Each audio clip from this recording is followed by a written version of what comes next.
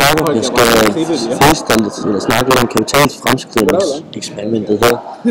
Og jeg skal vise dig, hvad der sker, hvis man tager startkapitalet og får det til at falde til 500 ved at tage den her ned på 500.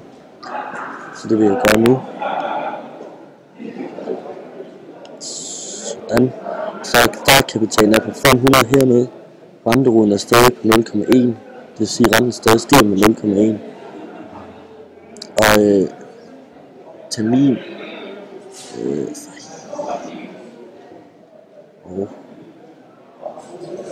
der er stadig 20 terminer, som man kan se her.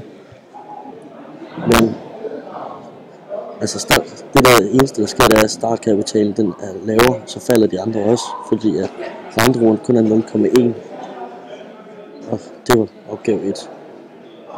Ja, og jeg fortsætter så ned til opgave 4, hvor der står, at hvor stor skal startkapitalen være, hvis man ønsker at slutkapitalen på mindst 4.000 efter 15 terminer, når man får 30% i rente. Så det jeg gør nu, er at tage rentefoden op til 13.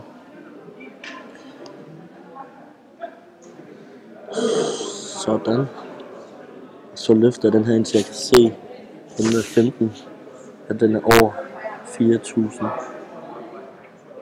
Ja.